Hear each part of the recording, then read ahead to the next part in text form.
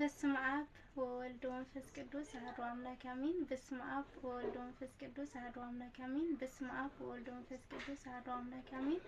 ሰላም ለክሙ ክብራን አሐቴ ወአሃዌ እፎ ሰንበትክሙ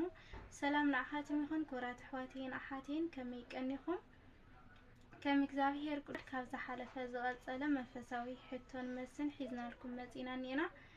ጀሚርና ክሳብ ንውድእ ምሳና ክትጸንሑ ድማ ብትሕትና ንምሕፀን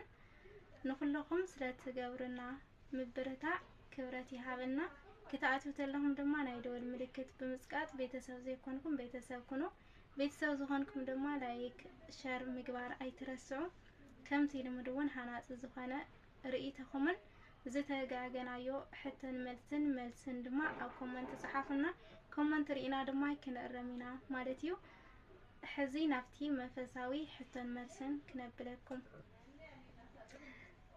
ሰላም ክብራት ተከታተልቲ ናይ ሓፍትና ተኪኤን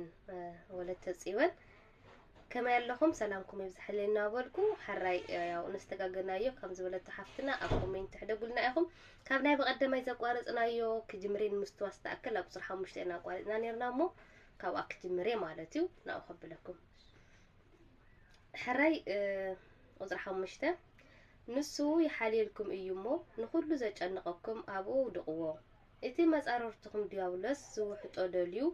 ከም ዝጓዝም አንበሳ ይዘውረሎሞ ብመጠን ንበሩ ንቕሕውን ዝብል ቅዱስ ቃል ኣበይ ንረኽቦ ክልተ መማረጺ ክበክየ ሀ ሐዋርያ ቅዱስ ጴጥሮስ ለ ሐዋርያ ቅዱስ ጳውሎስ ሐዋርያ ቅዱስ ጴጥሮስ በሐቂ ቃል ይስማዕልና ኣብ መላእክቲ ቅዱስ ጴጥሮስ ቀዳማይ መላእክቲ ቅዱስ ጴጥሮስ ቁጥር 5 ካብ 7 እስከ 8 ዘሎ ማለት እዩ ሓራይ ቁጥር 6 እግዚአብሔር በመጀመርታ ሰማይን ምድርን ፈጠረ ዝብል ኃይለ ቃል ኣበይ ንረኽቦ ኦሪት ዘፍጥረት ምዕራፍ 1 ፍቅዲ 1 ንረኽቦ በሐቂ ቃል ይስማዕልና ሓራይ ቁጥር 7 ኦ ጎይታ ዘሃብካኒ ኣይትኽልአኒ አሜን ኢሎም ዝጽልዩ ዝነበሩ ቅዱስ አቦና መን ይባሃሉ ቅዱስ አቦና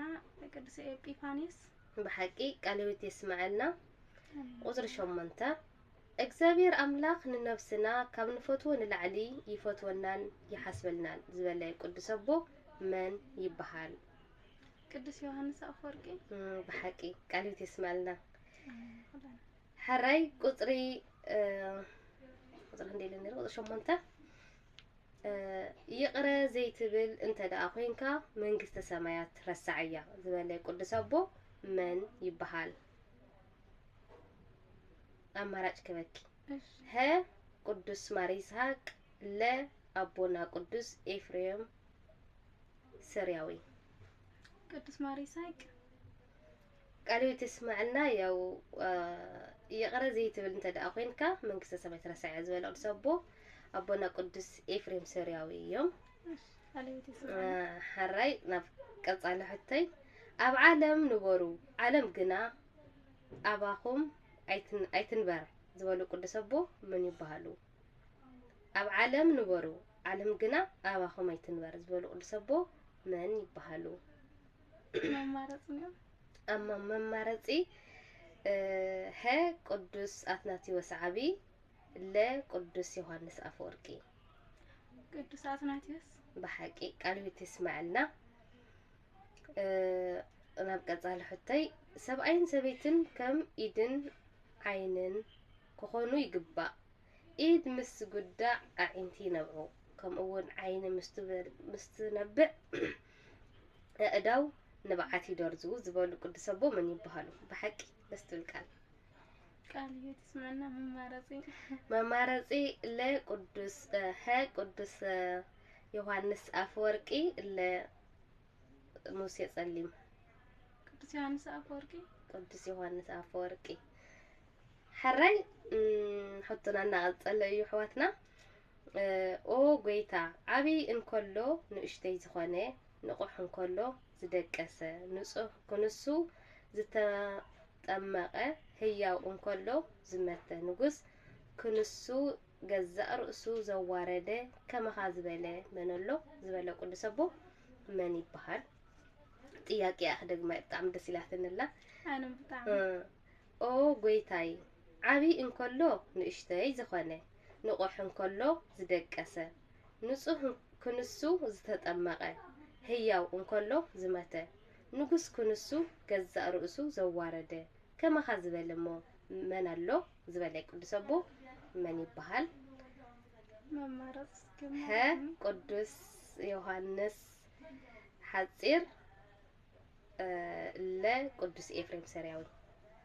قدس إفريم هو بحكي قالوا تسمع لنا زواتر أب قدم عينخا فرهات إجزابير يهلو نهيوتن متن ذهب ذكره زبالي كل سبو من يبهلو زواتر أب قدم عينخا فرهات إجزابير يهلو نهيوتن متن ذهب ذكره زبالي كل سبو من يبهل لا قدس أنطونس لا أبا باولي هاي قدس أنطونيوس لا أبا باولي اسكي كمل سخمهر أنطونس قدس أنطونس قالي تسمعنا بحق صدقي أبزحلكي ياو جيجا هلي مزمرات هلو أنا إذا خون بسال سيكفل بمزمر تقطعات بمزمر مسأكمي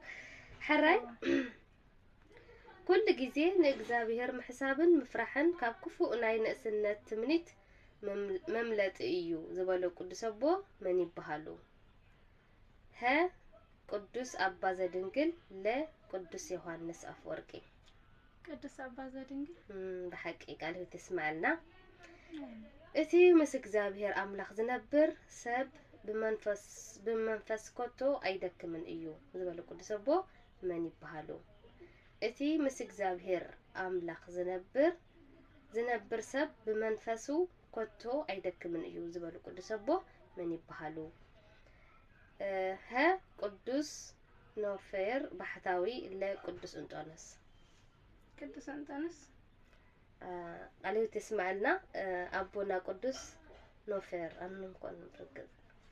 نفر يا أخلق كل حتى كده شنو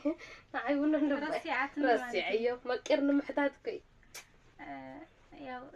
نوفير يا وبهتا ومات إتي مسك زابير أملاخ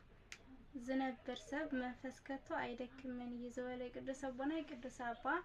نوفير بهتاوي يبهالو مالتي ዝተወሰነ حتى ما أبسال كفال كنراخينا ما أبسال كفال لما بمقطعتي يكون مالتي أشي قدما يحطو ممزين قدسنا بتزارة وزي كونس أب هيوتك بتجورة جوري زارئيو زوالي قدس أبا من يبهال ممزين قدسنا بتزارة وزي كونس أب هيوتك بتجورة جوري زارئيو زوالي قدس أبا من يبهال ها قدس غرغوريوس زنزينازو لا قدس يوحنس أفوركي ها قدس ماريساك كمل سخمار قمت مزراب دوري قال هيتي سمعنا قدس غرغوريوس زنزينازو يبهال كالاي حتو سعري ينقص عنببا يقمسل قال أملاح جنان زلالم ينبر زبالي قدس نبي من يبهال سعري ينقص عنببا يغمسل قال أملاح جن زلالم ينبر زبالي قدس نبي من يبهال ها نبي إساياس